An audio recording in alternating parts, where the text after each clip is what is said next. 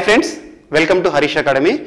ఈరోజు మార్నింగ్ నుండి మనం చూస్తున్నాం ఆంధ్రప్రదేశ్ ప్రభుత్వం బడ్జెట్ని ప్రవేశపెట్టబోతోంది అని చెప్పేసి. అండ్ ఆంధ్రప్రదేశ్ ప్రభుత్వం ఇప్పుడు బడ్జెట్ని ప్రవేశపెట్టింది. సో న్యూస్ ఛానల్స్ చూస్తున్నాం. రేపు మనం పేపర్లో కూడా ఎంత బడ్జెట్ ప్రవేశపెట్టింది, అసలు బడ్జెట్ ఏ రకంగా ఉంది, దానిపైన విమర్శలు కానీ దాన్ని సపోర్ట్ చేసే వాళ్ళు కానీ కూడా దానికి సంబంధించిన అన్ని సమాచారం కూడా రేపు మనం చూస్తూ ఉంటాము. సో ఈరోజు ఆంధ్రప్రదేశ్ ప్రభుత్వం ప్రవేశపెట్టిన బడ్జెట్ని దృష్టిలో ఉంచుకొని అసలు బడ్జెట్ ఎలా ఉంది, ఎంతెంత గణాంకాలు ఉన్నాయి, ఏ రంగానికి ఎంతెంత కేటాయించింది, అవన్నీ తెలుసుకునే ముందు కొన్ని బేసిక్ టర్మ్స్ బడ్జెట్ గురించి తెలుసుకుందాం. సో వాస్తవానికి బడ్జెట్ అనేది ఈరోజు రాష్ట్ర ప్రభుత్వం ప్రవేశపెట్టింది. ముఖ్యంగా ఏంటి, ఆ ఏపీ గవర్నమెంట్ ప్రవేశపెట్టింది. ఏపీ గవర్నమెంట్ కొన్ని కీ టర్మ్స్ వినండి. ఇక్కడ ఏపీ గవర్నమెంట్ ప్రవేశపెట్టింది. ఏపీ గవర్నమెంట్ ప్రవేశపెట్టిన ఇండియన్ గవర్నమెంట్ అంటే కేంద్ర ప్రభుత్వం, రాష్ట్ర ప్రభుత్వమైన కేంద్ర ప్రభుత్వమైన బడ్జెట్ అనేది ఎవరికి వారు ప్రవేశపెడతా ఉంటారు. సో ఎవరు ప్రవేశపెట్టినా కూడా బడ్జెట్ అనే పదం కానివ్వండి, బడ్జెట్లో ఉండే పదజాలం కానివ్వండి, అందులో ఉండే ఏదైనా కూడా సేమ్గా ఉంటుంది. ముఖ్యంగా ఈరోజు మీరు చూడండి, బడ్జెట్కి సంబంధించి రాష్ట్ర ప్రభుత్వం ఏదైతే ప్రవేశపెడుతుందో, రాష్ట్ర ప్రభుత్వం ప్రవేశపెట్టే బడ్జెట్ రాష్ట్రం యొక్క సరిహద్దుల వరకు, రాష్ట్రం యొక్క పరిపాలన ఎంతవరకు అయితే ఉంటుందో, వారి అధికార పరిపాలన ఏదైతే ఉంటుందో బౌండరీస్ వరకు మాత్రమే వర్తిస్తుంది. అదే కేంద్ర ప్రభుత్వం ప్రవేశపెట్టే బడ్జెట్ భారతదేశం మొత్తానికి కూడా వర్తిస్తుంది. అలా దేశమంతటికి బడ్జెట్ని ప్రవేశపెట్టేది కేంద్ర ప్రభుత్వము, ఒక రాష్ట్రంలో ప్రవేశపెట్టే బడ్జెట్ రాష్ట్ర బడ్జెట్. సో దీన్ని దృష్టిలో ఉంచుకొని బడ్జెట్ అనేది దానిలో ఉండే పదాలు మాత్రం అన్నీ సేమే. సో ఇప్పుడు వాస్తవానికి బడ్జెట్ అంటే దీని యొక్క మాతృపదం ఏంటంటే బౌగేట్. బడ్జెట్ అనే పదం ఎక్కడి నుండి పుట్టిందంటే బౌగేట్ అనే ఒక ఫ్రెంచ్ వర్డ్ నుండి పుట్టింది. ఫ్రెంచ్ వర్డ్ ఇది. వాస్తవానికి ఫ్రెంచ్లో బడ్జెట్ అనే పదానికి మాతృపదం ఏంటంటే బౌగేట్. దీనికి మీనింగ్ ఏంటంటే తోలు సంచి. తోలు సంచి. ఒకప్పుడు పూర్వము తోలు సంచిలో డబ్బులు తీసుకొచ్చేసేసి ఆ ప్రాంతంలో కొంతకాలం వరకు ఎంతెంత ఖర్చులు ఉంటాయో అలా పంచి ఇచ్చేవారు. అలా సంచిలో డబ్బులు తీసుకొచ్చి పంచి ఇచ్చే సంప్రదాయం అనేది ఉంది. ఇప్పుడు ఆ తోలు సంచి వారు పెట్టుకున్న పేరు ఏంటంటే బడ్జెట్, బౌగెట్ అని పెట్టుకున్నారు క్రితం, ఒక పూర్వకాలం కానివ్వండి. కానీ ఇప్పుడు మారుతున్న పరిస్థితి దృష్ట్యా తోలు సంచులను ఎవరు వాడట్లేదు. మీరు చూడండి, సూట్ కేసు వాడుతూ ఉంటారు. ఆర్థిక శాఖ మంత్రి కేంద్రంలో అయినా రాష్ట్రంలో అయినా కూడా బడ్జెట్ పెట్టే ముందట ఒక సూట్ కేసుని చూపించడం కానివ్వండి, ఇటీవల నిర్మలా సీతారామన్ గారు ఒక రెడ్ క్లాత్ చుట్టి ఉంచిన ఒక దాన్ని చూపించడం కానివ్వండి, అలా బడ్జెట్ సంబంధించి రకరకాలుగా చరిత్ర ఉంది. కానీ మీకు ఎగ్జామ్లో ఎలా అడుగుతారంటే బడ్జెట్ అనే పదానికి మాతృపదం బౌగెట్. అంటే మీనింగ్ ఏంటంటే ఒక తోలు సంచి, ఏం లేదు డబ్బులతో నింపి ఉన్న ఒక సంచిని బౌగెట్ అనేవారు. సో అలాంటి డబ్బులకు సంబంధించిన పదమే బడ్జెట్. వాస్తవానికి రాష్ట్ర ప్రభుత్వం కానీ కేంద్ర ప్రభుత్వం కానీ బడ్జెట్ ప్రవేశపెట్టింది, బడ్జెట్ ప్రవేశపెట్టబోతోంది అని మన వార్తాపత్రికల్లో రెగ్యులర్గా చూస్తాం. కానీ వాస్తవానికి బడ్జెట్కి సంబంధించి రాజ్యాంగంలో బడ్జెట్ అనే పదం లేదండి. సో రాజ్యాంగంలో బడ్జెట్ అనే పదం ఎక్కడ లేదు. సో బడ్జెట్ అనే పదానికి మీనింగ్ ఏంటంటే annual financial statement. Financial statement, statement, annual financial statement అంటేనే బడ్జెట్. దాన్ని మనము మన పదంలో మాట్లాడుకునేది ఏంటంటే బడ్జెట్. సో అసలు యాన్యువల్ అంటే ఏంటి, వార్షిక. మీనింగ్ చూడండి, ఫైనాన్షియల్ ఆర్థిక, స్టేట్మెంట్ నివేదిక, అంటే వార్షిక ఆర్థిక నివేదిక. ఎవరు ప్రవేశపెడతారు, దేశ అవసరాల కోసం అయితే కేంద్ర ప్రభుత్వము, రాష్ట్ర అవసరాల కోసం అయితే రాష్ట్ర ప్రభుత్వం ప్రవేశపెడుతుంది. సో యాన్యువల్ ఫైనాన్షియల్ స్టేట్మెంట్ ఒక ప్రణాళిక. సింపుల్ ఇప్పుడు ఒక ఎగ్జాంపుల్ చెప్తాను మీకు. ఇంట్లో ఒక సగటు వేతన జీవి కానీ, ఇంట్లో ఉండే ఒక జీతగాడు ఎవరైతే ఉంటారో, ఒక ఉద్యోగం చేసే జీతగాడు కానివ్వండి, ఉపాధి కోసం సంపాదించే సొమ్ము ఏదైతే ఉంటుందో తీసుకురాగానే ఒక బీరువాలో దాచిపెట్టుకోవడం కానివ్వండి, ఇంట్లో డబ్బులన్నీ కూడా సమకూర్చుకొని ఒక ప్రాంతంలో భద్రమైన ఒక ప్లేస్లో మనం దాచిపెడతా ఉంటాము.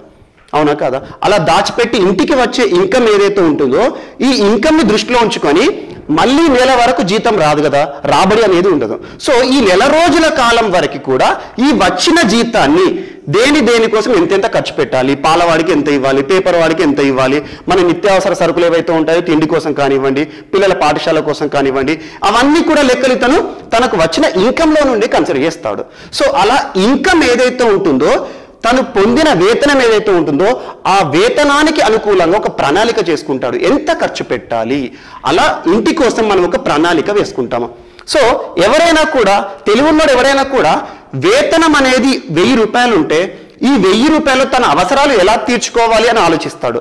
సో 1000 రూపాయలు రాబడి ఉన్నప్పుడు 900 రూపాయల లోపల లేకపోతే 1000 రూపాయల లోపల ఎలా ఖర్చు పెట్టాలని ఒక ప్రణాళిక మొత్తం కూడా వేసుకొని దానికి అనుకూలమైన నాకు స్తోమత ఉందా లేదా అని చెప్పేసి ఖర్చు పెట్టడం అనేది ఉంటుంది. అది ఒక జీతగాడు, సగటు జీతగాడు చేస్తాడు. సో 1000 రూపాయల రాబడి ఉన్నప్పుడు ఎవరు కూడా అప్పులు తీసుకొచ్చి 10,000 రూపాయలు ఖర్చు పెట్టరు. సో రాబడికి తగ్గట్టుగా మనం వ్యయాన్ని కూడా చేస్తాము. ఇది మన ఇంట్లో జరిగే ఒక సాధారణ ప్రక్రియ, ఎవరి ఇంట్లోనే జరుగుతుంది. ఇప్పుడు చూడండి, ఈ ఇన్కమ్ ఏదైతే ఉందో వచ్చాక దీన్ని ఎందులో పెడుతున్నాడు? ఒక బీరువాలో కానీ ఒక ఇంట్లో ఉండే ఒక భద్రమైన ఒక డబ్బాలో కానీ పెట్టుకుంటాడు. సో ఇప్పుడు ఈ ఎగ్జాంపుల్ని మీకు కేంద్ర ప్రభుత్వానికి కానీ రాష్ట్ర ప్రభుత్వానికి ఏదైనా సరే ప్రభుత్వానికి అప్లై చేస్తాను. గవర్నమెంట్కి ఏదంటే ఇప్పుడు గవర్నమెంట్ అనే ఒక గవర్నమెంట్ని ఇక్కడ ఉండే ఒక జీతగాడు ఒక వ్యక్తితో పోల్చండి. అంటే గవర్నమెంట్ అంటే ఒక వ్యక్తి అనుకోండి. సో గవర్నమెంట్కి కూడా రాబడి అనేది ఉంటుంది. రకరకాల ట్యాక్సెస్ వస్తాయి, ఇంట్రెస్ట్లు వస్తాయి, రకరకాల రాబడి అనేది ఉంటుంది. ఇన్కమ్ సోర్సెస్ అనేది గవర్నమెంట్కి ఉంటుంది. రాష్ట్ర ప్రభుత్వానికి వచ్చే రాబడి రాష్ట్ర ప్రభుత్వానికి ఉంటుంది, కేంద్ర ప్రభుత్వానికి వచ్చే రాబడి కేంద్ర ప్రభుత్వానికి ఉంటుంది. అలా ఈ గవర్నమెంట్కి వచ్చే రాబడి ఏదైతే ఉందో ఈ ఇన్కమ్ అంతా కూడా ఎక్కడ చేరుతుంది? ఇంటికి చేరుతుంది. ఇంటికి వచ్చిన దాకా ఈ వ్యక్తి ఎక్కడ పెట్టాడు? దాన్ని ఒక లాకర్లో కానీ బీరువాలో కానీ పెట్టాడు. ఇప్పుడు గవర్నమెంట్ అనేది ఒక వ్యక్తి అనుకుంటే దీనికి వచ్చిన రాబడి అంతా కూడా కన్సాలిడేటెడ్ ఫండ్ ఆఫ్ ఇండియా అనే ఒక బీరువా అంటే ఒక లాకర్ ఉంటుంది ఇండియాకి. సో రాజ్యాంగంలో కన్సాలిడేటెడ్ ఫండ్ ఆఫ్ ఇండియా, కేంద్ర సంఘటిత నిధి, కేంద్రానికి వచ్చే ఆదాయం అంతా కేంద్ర సంఘటిత నిధిలోకి పోతుంది, రాష్ట్రానికి వచ్చే ఆదాయం అంతా రాష్ట్ర సంఘటిత నిధిలోకి చేరుతుంది. ఇది ఇష్యూ. సో ఇలా ఆర్టికల్ 266 అనే నిబంధన ఈ బీరువా గురించి చెప్తుంది. అంటే ప్రభుత్వానికి వచ్చే ఆదాయం అంతా కూడా సమకూర్చుకోవడానికి ఒక బీరువా లాంటిది. సో ఇప్పుడు ఇక్కడ ఇన్కమ్ అనేది వచ్చింది. ఇక్కడ ఒక వ్యక్తి తనకు అవసరం ఉన్నట్టుగా బీరువాలోకి వెళ్ళి తీసి ఖర్చు పెడతా ఉంటాడు. ఇప్పుడు ప్రభుత్వం అనేది ఒక వ్యక్తి కాదు, ప్రజలందరూ ఎన్నుకున్న ఒక సమూహం. సో ఈ ప్రభుత్వం ఎంత ఖర్చు పెట్టాలో సమాధానం ఎంతమంది చెప్పాలి? ఈ ప్రభుత్వాన్ని ఎన్నుకున్న ప్రజలందరూ కూడా చూస్తూ ఉంటారు. ఇష్టం ఉన్నట్టుగా ప్రభుత్వం ఖర్చు పెట్టకూడదు. సో అందుకోసమని ఇలా కన్సాలిడేటెడ్ ఫండ్ ఆఫ్ ఇండియాకి చేరిన నిధులంతా కూడా ప్రభుత్వం ఖర్చు పెట్టాలి అంటే మన యొక్క ఆమోదం కావాలి. మన యొక్క ఆమోదం అంటే ఏంటి? మీది నాది కాదు. సో మిమ్మల్ని నన్ను సూచించే ఒక సభ ఉంటుంది కదా, ఆ సభనే పార్లమెంట్. సో పార్లమెంట్లో ప్రజలు ఎన్నుకున్న నాయకులు ఉంటారు. మీరు చూడండి, లోక్సభ లేదంటే అసెంబ్లీ, మనం ఎవరినైతే ఎన్నుకుంటామో వారే మనల్ని పరిపాలిస్తారు. సో మనల్ని పరిపాలించడానికి మన అబ్జర్వేషన్ అనేది వాటిపైన ఉండాలి. సో మన అబ్జర్వేషన్ అనేది ఉండాలి అంటే మనకెన్నుకున్న ప్రతినిధులు ఎవరైతే ఉంటారో వాళ్ళు మన అవసరాల రీత్యా ఖర్చు పెడతారు. ఒకవేళ వాళ్ళు ఇష్టం ఉన్నట్టుగా ఖర్చు పెట్టినప్పుడు ఆ పార్లమెంట్లో కానీ అసెంబ్లీలో కానీ మనం ఎన్నుకున్న నాయకులు కొంతమంది ప్రతిపక్షాలు కూడా ఉంటారు. ప్రతిపక్షం వెంటనే ప్రభుత్వాన్ని ప్రశ్నిస్తుంది, మీరు ఏం చేస్తున్నారు, విచ్చలవిడిగా ఖర్చు పెట్టడానికి ఒప్పుకోము అంటారు. సో ఇప్పుడు ఏం చేస్తుంది? ప్రభుత్వం ఖర్చు పెట్టే ఏదైతే ఉంటుందో ఖచ్చితంగా ప్రజల ఆమోదం కావాలి. ప్రజల ఆమోదం అంటే కేంద్రంలో అయితే పార్లమెంట్, రాష్ట్రంలో అయితే అసెంబ్లీ యొక్క ఆమోదం కావాల్సిందే.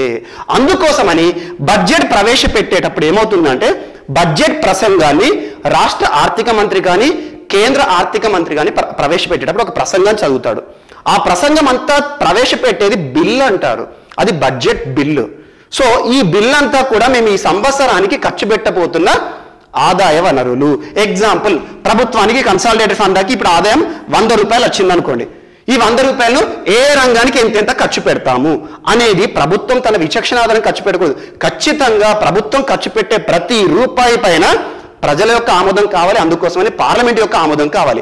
అందులో భాగంగా పార్లమెంట్ ఏదైతే ఉంటుందో పార్లమెంట్ ఆమోదిస్తేనే బడ్జెట్ అనేది మనుగడలోకి వస్తుంది. అలా ప్రభుత్వము ప్రవేశపెట్టే బడ్జెట్ ఏదైతే ఉంటుందో దాని యొక్క ఆమోదం అనేది మోస్ట్ ఇంపార్టెంట్. ఈ రోజు ఆమోదం పొందించడానికి సభలలో బడ్జెట్ ప్రవేశపెడతారు. లేదంటే 5 ఏళ్ల కాలానికి మనం ఎన్నుకున్న ప్రభుత్వము ఇది మేము పరిపాలించవచ్చు కదా అని చెప్పేసి ఇష్టం ఉన్నట్టుగా విచ్చలవిడిగా వాళ్ళు ఖర్చు పెట్టచ్చు. కానీ అలాంటి అధికారం ఎవరికీ ఇవ్వలేదు. సో ప్రభుత్వం ఖర్చు పెట్టాలంటే కూడా ఆమోదం కావాలి, ప్రజలు ఎన్నుకున్న సభ యొక్క ఆమోదం కావాలి. అందుకే బడ్జెట్ని బిల్ అంటారు. బిల్లు, ఈ బిల్లుని ఆమోదం పొందితేనే చట్టంగా మారుతుంది. ఈ చట్టంగా మారితేనే ఖర్చులు అనేవి ఏ పథకానికి ఎంతెంత ఖర్చు పెట్టాలని కేటాయింపులు ఉంటాయి. ఎగ్జాంపుల్, ఒక కార్యక్రమానికి ప్రభుత్వం ఇంత ఖర్చు పెట్టతున్నామని చెప్పేసి బడ్జెట్ ప్రసంగంలో ఉంటుంది. సో ఈ ప్రసంగానికి సంబంధించి ఇంత ఖర్చు ఎందుకు అని చెప్పేసి బడ్జెట్ పైన డిబేట్ కూడా నడుస్తుంది. ఎందుకు అంతగా చేస్తున్నారు, ఏ రకంగా ఉంది. సింపుల్గా చెప్పాలంటే ఇక్కడ మీరు అర్థం చేసుకుని ఒకటే, బడ్జెట్ అంటే ఏంటంటే రానున్న సంవత్సరానికి, గడవబోయే సంవత్సరానికి ప్రభుత్వము ఎంత ఖర్చు పెట్టబోతోంది, ఎంత ఖర్చు పెట్టబోతోంది, ఈ ఖర్చుకి సరిసమానంగా రాబడిని ఎలా రాబడబోతోంది, రాబడిని ఎలా సంపాదించబోతోంది, ఎంతెంత ఖర్చు పెట్టబోతోంది, ఎట్ ద సేమ్ టైం ప్రభుత్వానికి రాబడి ఎలా ఉండబోతోంది, ఏ రంగాల నుండి ఎంతెంత రాబోతుంది, అదంతా చేసిన ఒక నివేదికనే బడ్జెట్, యాన్యువల్ ఫైనాన్షియల్ స్టేట్మెంట్. రాబోయే సంవత్సరం కోసం ఖర్చు పెట్టేది బడ్జెట్. గడిచిన సంవత్సరానికి సంబంధించిన నివేదికని ఆధారంగా చేసుకొని రాబోయే కాలానికి ప్రభుత్వం ఖర్చు పెడుతుంది. మరి గడిచిన సంవత్సరానికి సంబంధించిన నివేదిక ఎందులో ఉంటుంది అంటే యాన్యువల్ ఫైనాన్షియల్ స్టేట్మెంట్ బడ్జెట్ అన్నాం కదా. ఎకనామిక్ సర్వేలో గడిచిన సంవత్సరానికి సంబంధించి ఏ రంగం ఎంతెంత అభివృద్ధి చెందింది అని చెప్పేసి నివేదిక ఉంటుంది.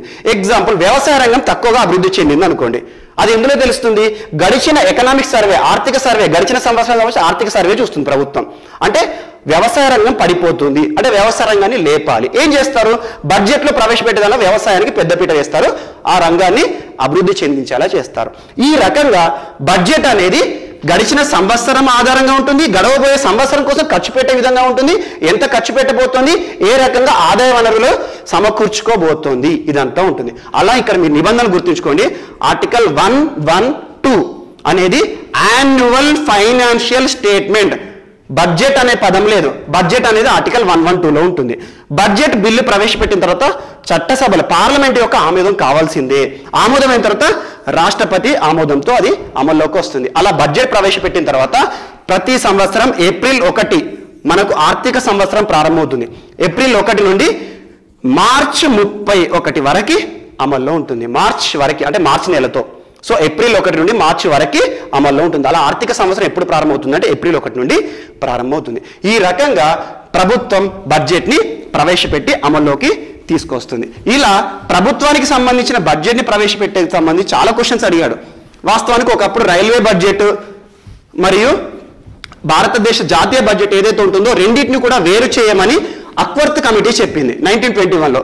ఆ అక్వర్త్ కమిటీ నిబంధనల ఆధారంగా 1924 నుండి రైల్వే బడ్జెట్ వేరు, ఇండియన్ బడ్జెట్ వేరు, రెండు వేరుగా చెప్పారు. ఆ తర్వాత మళ్ళీ మనం 2017-2018 మధ్య కాలంలో కేంద్ర ప్రభుత్వం, బీజేపీ ప్రభుత్వం నియమించిన ఒక కమిటీ, వివేక్ దోబ్రాయ్, ఆ కమిటీ సిఫార్సుల ఆధారంగా రైల్వే బడ్జెట్ ని జాతీయ బడ్జెట్ ని కలుపుతున్నారు. ఇలాంటి బిట్స్ అనేవి అడుగుతూ ఉంటారు. సో బడ్జెట్ కి సంబంధించి మీకు బిట్స్ అనేవి అడుగుతూ ఉంటారు.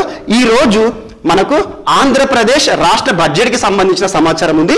అసలు ఆంధ్రప్రదేశ్ ఎలా ఖర్చు పెట్టబోతోంది ఏంటి అని చెప్పారు. దీనికంటే ముందు ఒక చిన్న పాయింట్, రెవెన్యూ ఎక్స్పెండిచర్ అంటే ఏంటంటే ఆ ప్రభుత్వం ఏదైతే ఉంటుందో, రాష్ట్ర ప్రభుత్వమైనా కేంద్ర ప్రభుత్వమైనా, రాష్ట్ర ప్రభుత్వ ఉద్యోగులకి, కేంద్ర ప్రభుత్వ ఉద్యోగులకి వారి యొక్క అవసరాల కోసం ఖర్చు పెట్టేది రెవెన్యూ ఎక్స్పెండిచర్. క్యాపిటల్ ఎక్స్పెండిచర్ అంటే ఏంటంటే వారి యొక్క అవసరాల కోసం కాదు, ముందు తరాలలో ఒక ఇన్ఫ్రాస్ట్రక్చర్, అవస్థాపన సౌకర్యాలు కానివ్వండి, ఫ్లైఓవర్స్ కానివ్వండి, రోడ్లు కానీ కన్స్ట్రక్షన్ చేసినాం అనుకోండి, ఏమవుతుంది? ఆ రోడ్లు డెవలప్మెంట్ అవుతే ఆ ప్రాంతం అంతా అభివృద్ధి చెందుతుంది. ప్రాంతం అభివృద్ధి చెందితే అక్కడ పెట్టుబడులు వస్తాయి, విదేశీ పెట్టుబడులు కానివ్వండి, స్వదేశీ పెట్టుబడులు కానీ. అలా పెట్టుబడులు వస్తే ఇక్కడ నుండి ట్యాక్సెస్ వస్తే గవర్నమెంట్ అనేది డెవలప్ అవుతుంది. సో ఈ రకంగా రెవెన్యూ ఎక్స్పెండిచర్ అనేది ప్రభుత్వం పెట్టే ఖర్చులు. క్యాపిటల్ ఎక్స్పెండిచర్ అంటే ఇది ఒక ఇన్వెస్ట్మెంట్, ఫ్యూచర్లో దాని నుండి వస్తుంది. ఎగ్జాంపుల్, విద్య కోసము సాక్షర భారత్ కానివ్వండి, విద్య కోసం ప్రభుత్వం పెట్టే ఖర్చులన్నీ కూడా క్యాపిటల్ ఎక్స్పెండిచర్లోకి వస్తాయి. సో ఈ రకంగా రెవెన్యూ ఎక్స్పెండిచర్, క్యాపిటల్ ఎక్స్పెండిచర్ ఉంటాయి. బట్ ఈ రోజు మనకు ఏంటంటే మెయిన్గా ముఖ్యంగా ఆంధ్రప్రదేశ్ ప్రభుత్వం ప్రవేశపెట్టిన బడ్జెట్ ఏ రకంగా ఉందో ఇప్పుడు మనం తెలుసుకుందాం. సో బడ్జెట్ గురించి మనం ఇందాక ఇంట్రడక్షన్ చూసాము. అందులో బడ్జెట్ అంటే ఏంటి, ఎవరు అప్రూవల్, ఖచ్చితంగా చట్టసభల యొక్క ఆమోదం పొందాలి. ఒకవేళ చట్టసభలు బడ్జెట్ని ఆమోదం పొందకపోతే ఏం జరుగుతుంది? చట్టసభలు ఒకవేళ బడ్జెట్, ప్రభుత్వం ప్రవేశపెట్టిన బడ్జెట్ రానున్న సంవత్సరానికి ఆదాయం ఎంత వస్తుంది మరియు ఎంత వ్యయం చేస్తామని చెప్పేసి ప్రభుత్వం ప్రవేశపెట్టిన వార్షిక ఆర్థిక నివేదికను కనుక చట్టసభ ఆమోదం పొందనట్లయితే ఖచ్చితంగా ప్రభుత్వం రాజీనామా చేయాల్సిన పరిస్థితి ఏర్పడుతుంది, ప్రభుత్వం కూలిపోతుంది. సో ఈ పాయింట్ గుర్తుంచుకోండి. అండ్ ఇంకొక చిన్న పాయింట్ ఏంటంటే ఓట్ ఆన్ అకౌంట్ అంటే ఏంటి మరియు బడ్జెట్ అంటే ఓట్ ఆన్ అకౌంట్ అంటే ఏంటంటే అప్పుడే ఎన్నికలు జరిగాయి అనుకోండి, రాష్ట్రంలో కానీ కేంద్రంలో కానీ. ఎన్నికలు జరిగిన తర్వాత నిర్ణీత కాలం, ఒక 3 months కానీ 4 months కానీ పర్మనెంట్ బడ్జెట్, 1 year వార్షిక బడ్జెట్ని ప్రవేశపెట్టే లోపల తాత్కాలిక బడ్జెట్ని ప్రవేశపెడుతుంది ప్రభుత్వం. దాన్ని ఓట్ ఆన్ అకౌంట్ అంటారు. సో వార్షికంగా ఒక సంవత్సరం పాటు ప్రవేశపెడితే దాన్ని యాక్చువల్గా బడ్జెట్ అంటాము. సో ఇప్పుడు ఆంధ్రప్రదేశ్ ప్రభుత్వం వైఎస్ జగన్మోహన్ రెడ్డి గారు ముఖ్యమంత్రి అయ్యాక రెండవ దఫా బడ్జెట్ని ప్రవేశపెట్టారు. సో వార్షిక బడ్జెట్ని ప్రవేశపెట్టడం జరిగింది.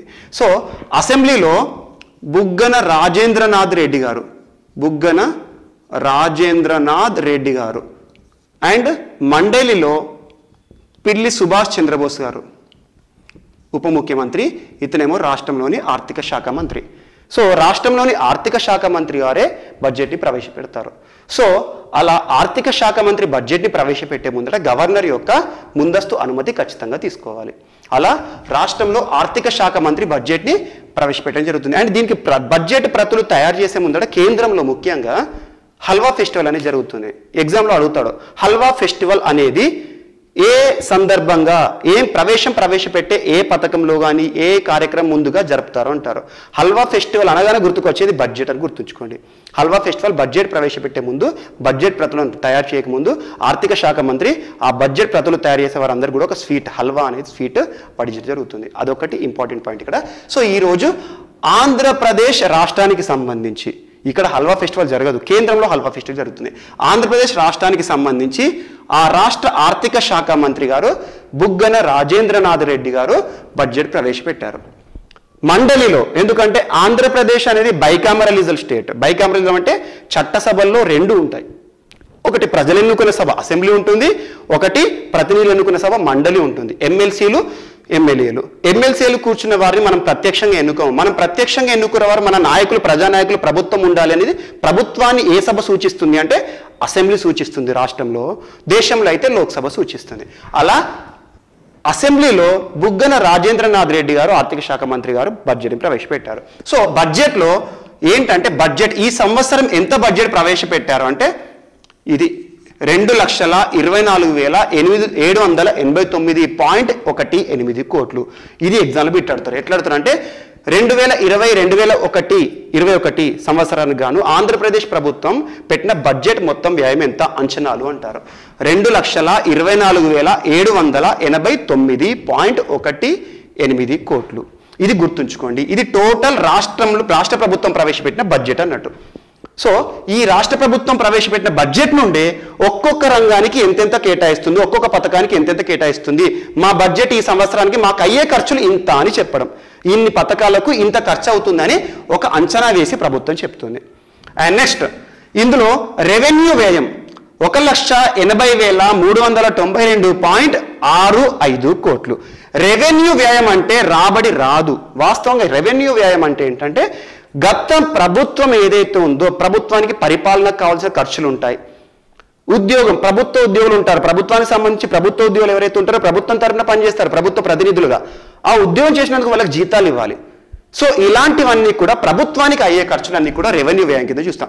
ఇంత వ్యయం రెవెన్యూ వ్యయానికి అవుతుంది అని చెప్పారు. ఎంత?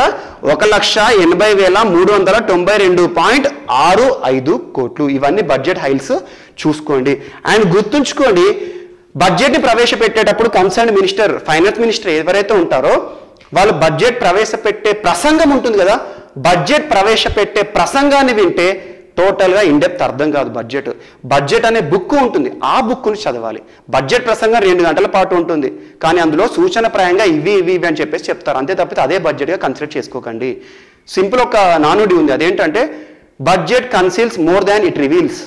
అంటే బడ్జెట్ అనేది, బడ్జెట్ ప్రసంగం ఏదైతే ఉంటుందో అద్భుతంగా చూపిస్తుంది, కానీ దానిలో రివీల్ కాని విషయాలు ఎంతో ఉంటాయి. అవి తెలియాలంటే బడ్జెట్ని చదవాలి, బడ్జెట్ పుస్తకం చదవండి, అది ఎకానమీలో ఇంపార్టెంట్. ఇక్కడ మనం ఏంటంటే ఎలా చదవాలి, ఎంత హైలైట్, ఈ సంవత్సరం ప్రిలిమ్స్ వరకు ఏ రకంగా బిట్స్ అడుగుతారని చెప్తున్నాను. సో ఇలా రెవెన్యూ వ్యయం వచ్చేసి 1,80,392.65 కోట్లు.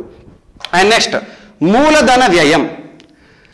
మూలధన వ్యయం క్యాపిటల్ ఎక్స్పెండిచర్ అంటే ఏంటంటే ప్రభుత్వము భవిష్యత్తులో అభివృద్ధిని కానీ వృద్ధిని కానీ దృష్టిలో పెట్టుకొని ఒక్కొక్క నిర్మాణం కానివ్వండి, ఫ్లైఓవర్స్ కానివ్వండి, రహదారులు కానివ్వండి, పిల్లలకు ఉచిత విద్య కానివ్వండి, అలా ఉచితంగా కళాశాలలు ఏర్పాటు చేయడం కానివ్వండి, అలా పిల్లలకు చాలా మందికి ఒక క్వశ్చన్ ఉంటుంది, పిల్లలకు ఉచిత విద్య ప్రవేశపెడుతుంది ప్రభుత్వం, ఏం లాభం అనుకుంటాము. కానీ ఈరోజు పిల్లలపై పెట్టే ఆ ప్రభుత్వం పెట్టే ఖర్చు, పిల్లలు ఎవరైతే ఉచితంగా చదువుతారో వారు రేపు ఉద్యోగం పొంది రేపు నేటి బాలలే రేపటి భావి భారత పౌరులు అంటారు. ఈరోజు ప్రభుత్వం ఉచితంగా ఇచ్చే విద్యను చదివి రేపు వాళ్ళు ఒక నాలెడ్జ్ హబ్గా తయారవుతారు. వాళ్ళ నాలెడ్జ్ రాష్ట్రానికి దేశానికి ఉపయోగపడుతుంది. అలా పిల్లలపై పెట్టే ఖర్చుని ఎక్స్పెండిచర్ అనాలి. ఎక్స్పెండిచర్ ఏదైతే ఉంటుందో దాని ఇన్వెస్ట్మెంట్ అనండి, పెట్టుబడి అది.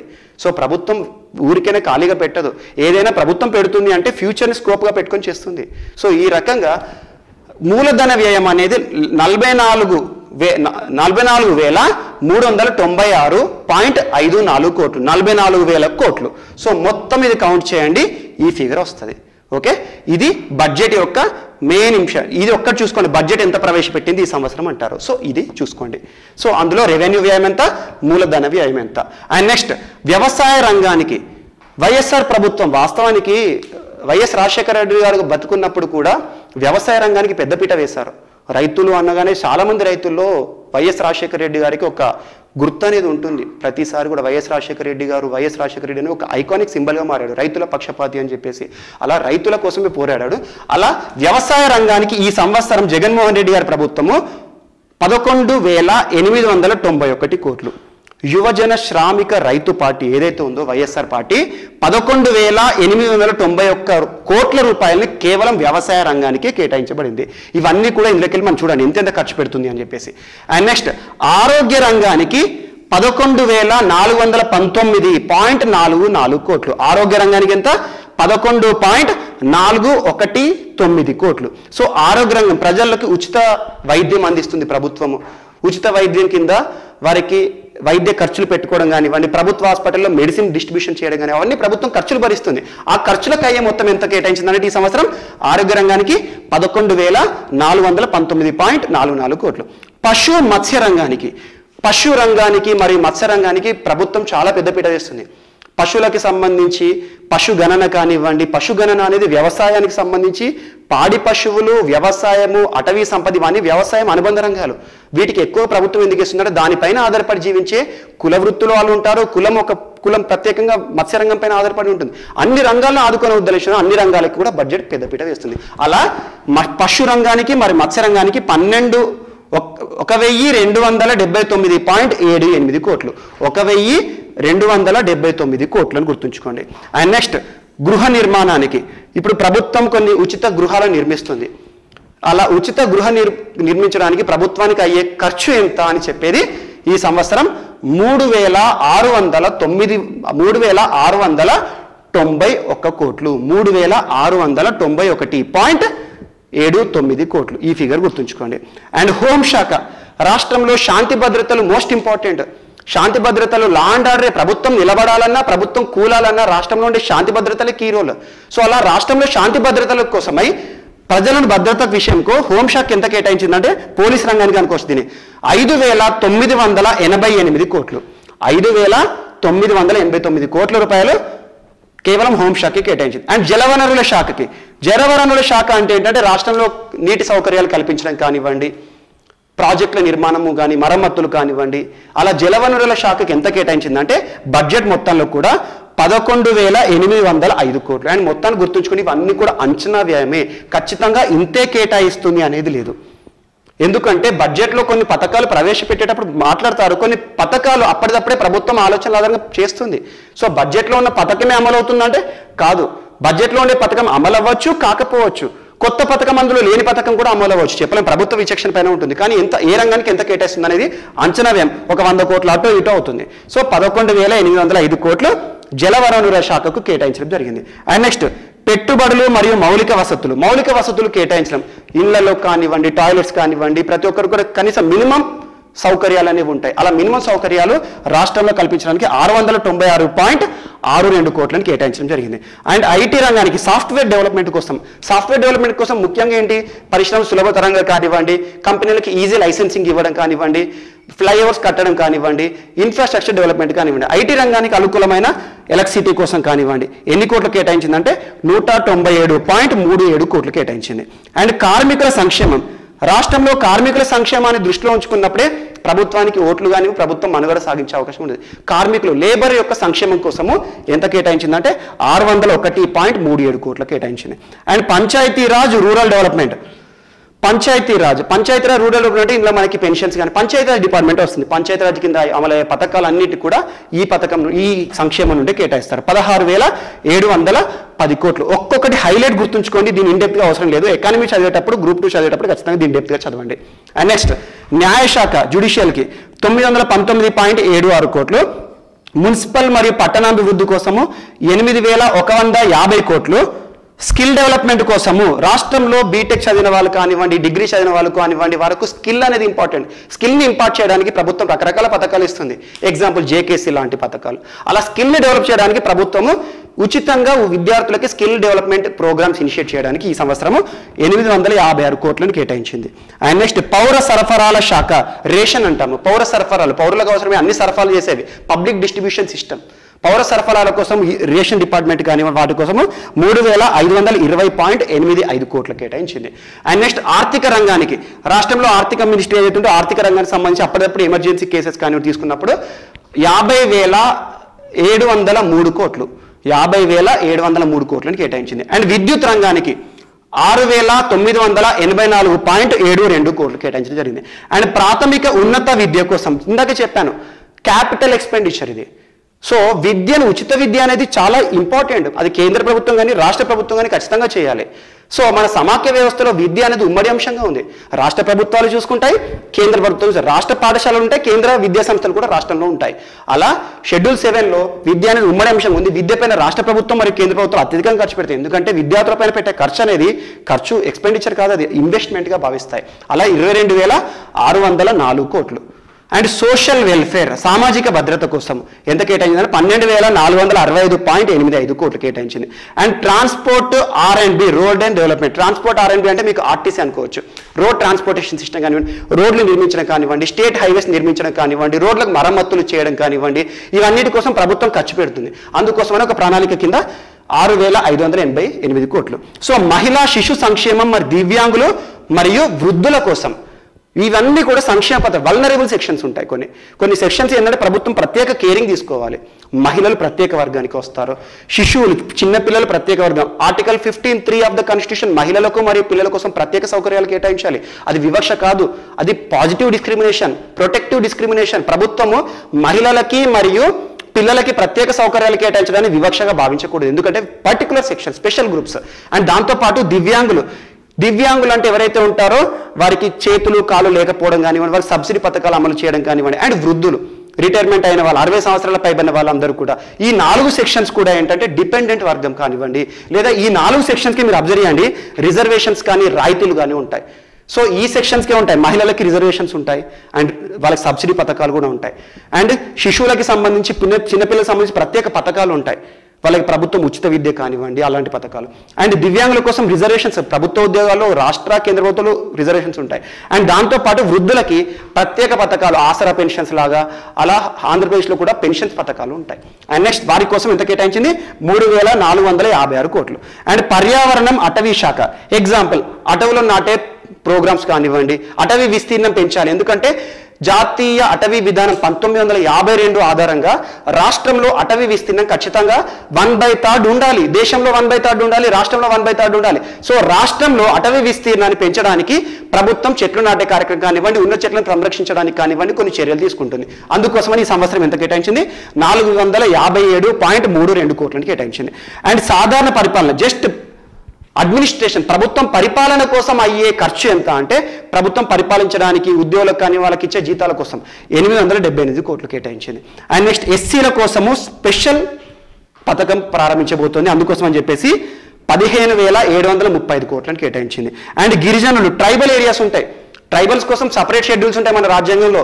షెడ్యూల్ 5 కానివ్వండి, షెడ్యూల్ 6 కానివ్వండి, ట్రైబల్ కోసం ప్రత్యేక కార్యక్రమాలు ఉంటాయి, పథకాలు ఉంటాయి. అలా గిరిజనులను కాపాడాలి. వాళ్ళు ఉన్న ప్రాంతాల్లో వాళ్ళ దగ్గరనే ప్రత్యేక పథకాలు కేటాయించాలి. గిరిజనులు ఒక ప్రాంతం ఒక ప్రాంతానికి షిఫ్ట్ చేసేవారు ఊరుకోరు.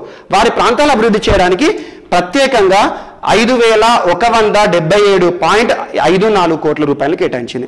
అండ్ ఎస్సీ ఎస్టీ గృహాల కోసము, ఇప్పుడు ఎగ్జాంపుల్ డబుల్ బెడ్రూమ్ ఇండ్లు కానివ్వండి, వారి కోసం కట్టే ఇండ్లు కానివ్వండి, వారి కోసం ఎంత కేటాయించింది అంటే 425.93 కోట్లు. And next 104, 104, 188 services, health department సంబంధించినవి, ఎమర్జెన్సీ వెహికల్స్ ఏవైతే ఉంటాయో అలా అంబులెన్స్ సర్వీసెస్, వాటి కోసము వాహన సేవలకు 470.29 కోట్లను కేటాయించింది. అండ్ గ్రామీణాభివృద్ధి రూరల్ డెవలప్మెంట్, రూరల్ ప్రాంతాల్లో సౌకర్యాలు, స్ట్రీట్ లైట్స్ కానివ్వండి, రూరల్ డెవలప్మెంట్ అయ్యే పథకాలన్నిటి కోసము 16,710 కోట్లను కేటాయించింది. అండ్ సాగునీరు, వ్యవసాయం కోసం సాగునీరు అనేది ఇంపార్టెంట్. వ్యవసాయం సాగునీరు కానీ మరమ్మత్తు కానివ్వండి, ఏవైతే ఉంటాయో కాలువలు ఉంటాయో వాటికి అవి క్లీన్ చేయించడం కానివ్వండి, ఆ పూడికలు తీయించడం కానీ వాటి కోసం ఎంత కేటాయించింది? 1180 కోట్లు.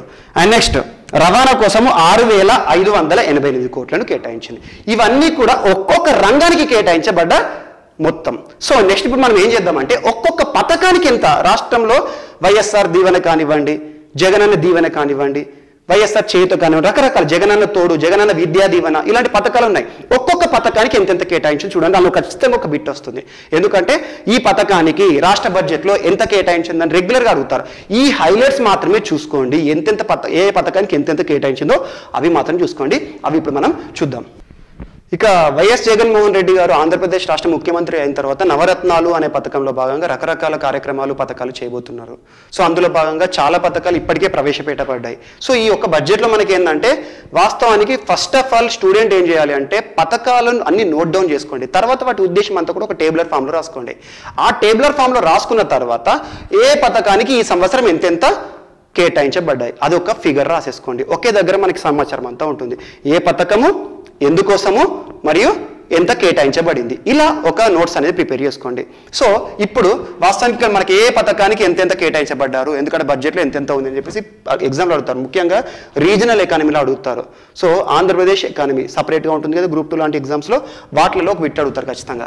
సో వైఎస్ఆర్ గృహ వసతి కింద ఈ సంవత్సరం బడ్జెట్లో 3,000 కోట్లను కేటాయించారు. అలా గృహ నిర్మాణ కోసము, ఎవరైతే ఇల్లు లేని వారు ఉంటారో వాళ్ళ కోసము ఇల్లు ఇచ్చే పథకం వైఎస్ఆర్ ప్రభుత్వం గారిది.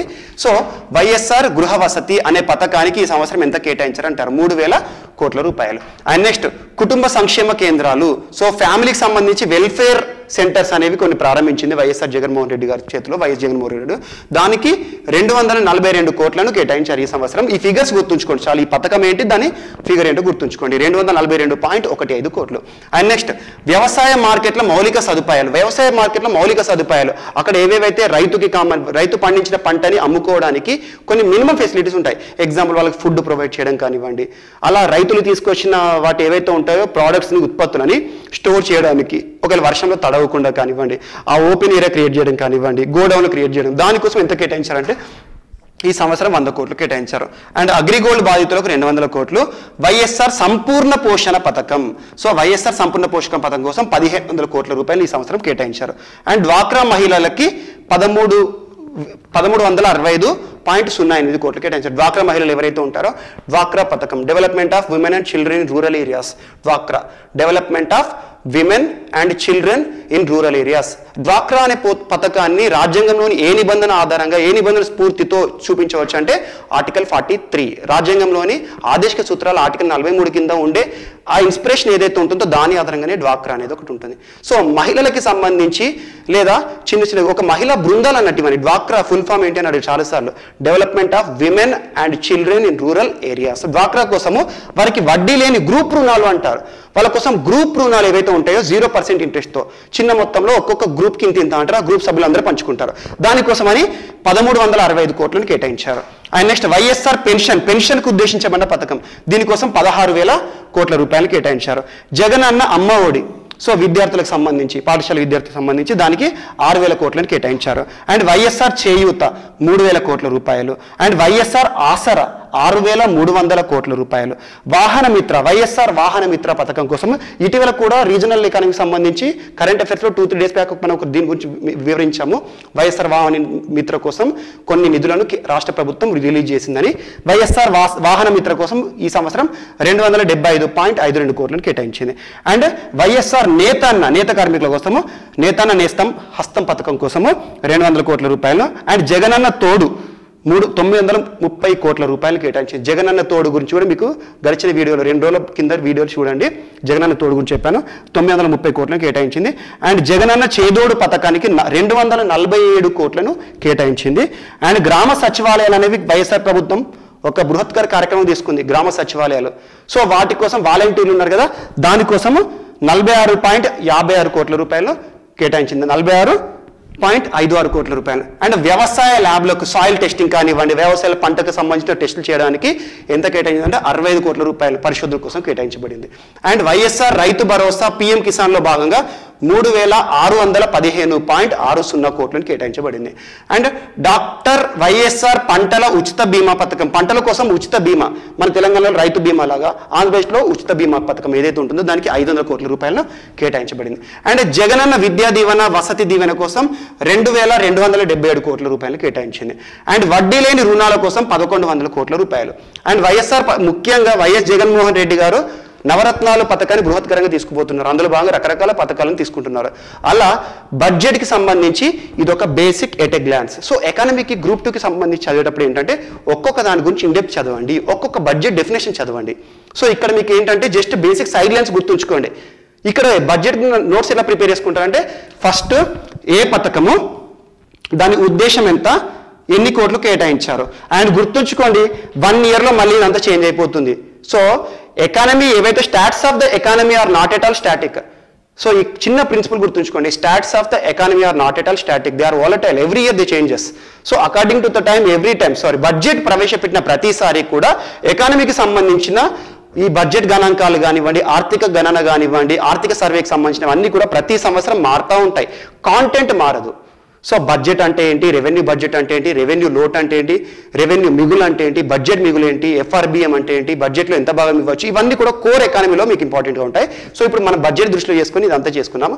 సో ఆర్టికల్ 112 ఆధారంగా బడ్జెట్ అనేది యాన్యువల్ ఫైనాన్షియల్ స్టేట్మెంట్గా ఉంటుంది. కేంద్ర బడ్జెట్ ఆర్టికల్ 202 రాష్ట్ర బడ్జెట్ సంబంధించి ఉంటుంది. అండ్ కేంద్ర బడ్జెట్ సంబంధించి బడ్జెట్ ఆమోదం అనేది రాష్ట్రపతి యొక్క ఆమోదం ఖచ్చితంగా ఉండాలి, చట్టసభల యొక్క ఆమోదం కావాలి. రాష్ట్రంలో అయితే గవర్నర్ యొక్క అంతిమ నిర్ణయం ఉంటుంది. దీనికి సంబంధించి ఇక బడ్జెట్ టోటల్గా రిపోర్ట్ వచ్చిన తర్వాత దానికి ఎలా ఉండబోతుంది ఏంటని మనం మిగతా చూద్దాము. సో ఇది మనకు బడ్జెట్ సంబంధించి ఎట్ ఏ గ్లాన్స్. ఈ ఇన్ఫర్మేషన్ని ఖచ్చితంగా చూడండి. ఈ ఫిగర్స్ అన్ని కూడా నోట్స్ ప్రిపేర్ చేసుకుని రాయండి, ఖచ్చితంగా మీకు ఉపయోగపడుతుంది కాంపిటేటివ్ ఎగ్జామ్లో. సో ఇవన్నీ కూడా బడ్జెట్ హైలైట్స్ మాత్రమే. Okay, thank you.